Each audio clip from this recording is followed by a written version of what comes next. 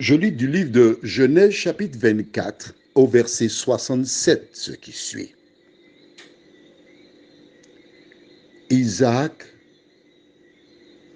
conduisit Rebecca dans la tente de Sarah, sa mère. Il prit Rebecca, qui devint sa femme, et il l'aima. Ainsi fut consolé Isaac après avoir perdu sa mère. Le thème pour ce soir, c'est consoler. Prions. Seigneur, beaucoup de personnes parlent de sexualité sans savoir ce que c'est. Mais ce soir, la Bible nous dit ce qu'est la sexualité. Aide-nous à comprendre la raison d'être de la sexualité. Nous t'en prions au nom de Jésus et pour ta gloire éternelle. Amen. Ayant entendu le rapport du serviteur, la Bible déclare qu'Isaac, alors on ne donne pas tous les détails, il a été vers la jeune femme, Rebecca, il l'a emmenée dans la tente de sa mère. Il l'aima. Tu sais ce que ça veut dire? Il l'aima? D'accord, très bien. Et ainsi, il fut consolé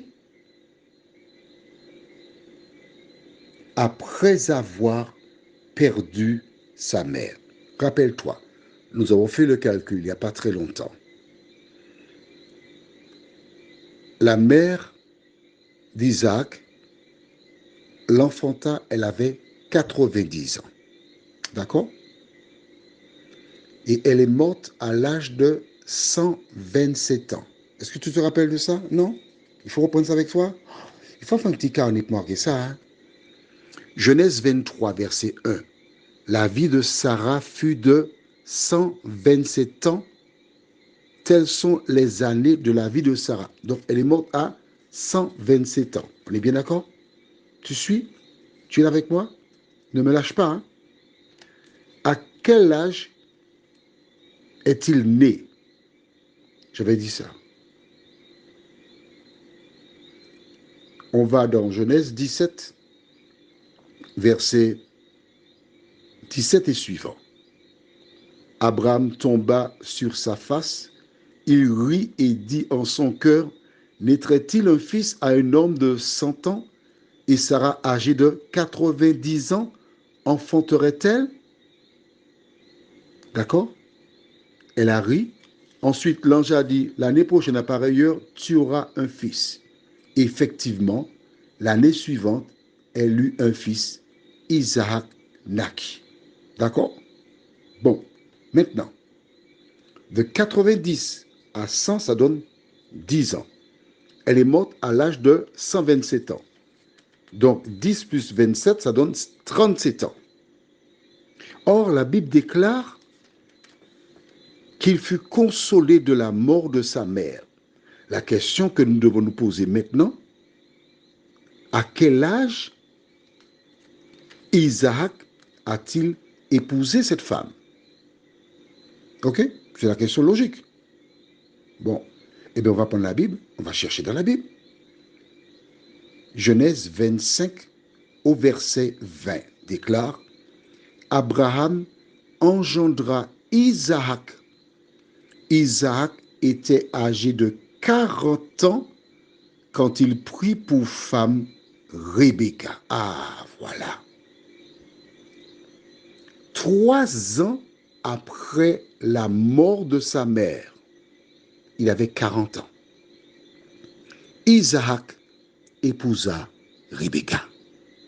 Mais 3 ans après la mort de sa mère, il était encore dans le deuil. C'était encore un moment douloureux pour lui.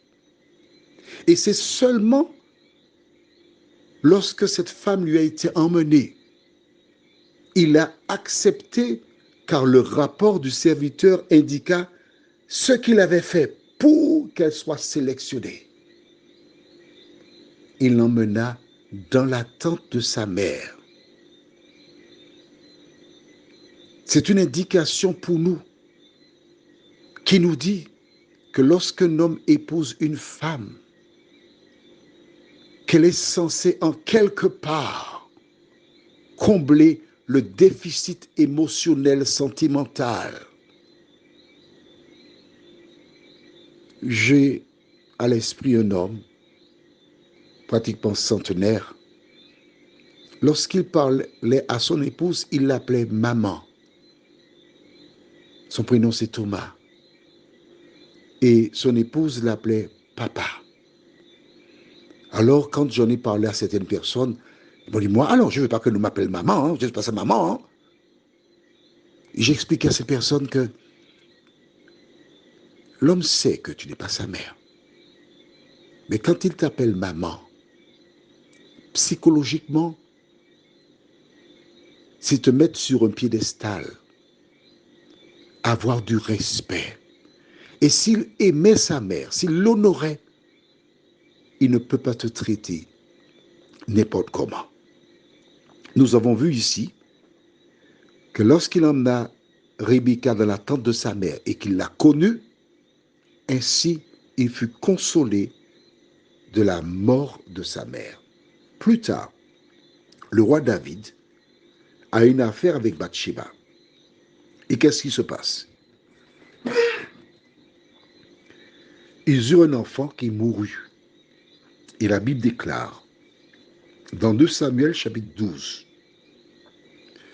et je lis le verset 24. David consola Bathsheba, sa femme, et il alla auprès d'elle et coucha avec elle. Elle enfanta un fils qu'il appela Salomon et qui fut aimé de l'Éternel. Dans la Bible, tu trouveras ces deux exemples, celui d'Isaac et celui de David dans 2 Samuel chapitre 12 au verset 24. Vois-tu, lorsqu'une personne perd un membre de sa famille et fait ce qu'on appelle les condoléances, et la personne pleure, un proche vient, un bon ami ouvre ses bras, la personne tombe dans les bras, l'autre personne referme ses bras. C'est une consolation. Mais le rapport sexuel est aussi, selon la Bible, une consolation. Prions. Seigneur, 3 ans après la perte de sa mère, cette femme vint dans la vie d'Isaac pour lui permettre de faire le deuil, de trouver la consolation. Toutes les fois que tu crées quelque chose, l'ennemi change la nature, détourne tes enfants. Mais aujourd'hui, nous savons qu'on ne saurait acheter la consolation en se rendant vers des professionnels dans ce domaine. Seigneur, aide-nous à lire ta parole pour découvrir la vérité, vivre de la vérité. Nous t'en prions au nom de Jésus et pour ta gloire éternelle. Amen. Je te souhaite une bonne nuit sous le regard de Dieu.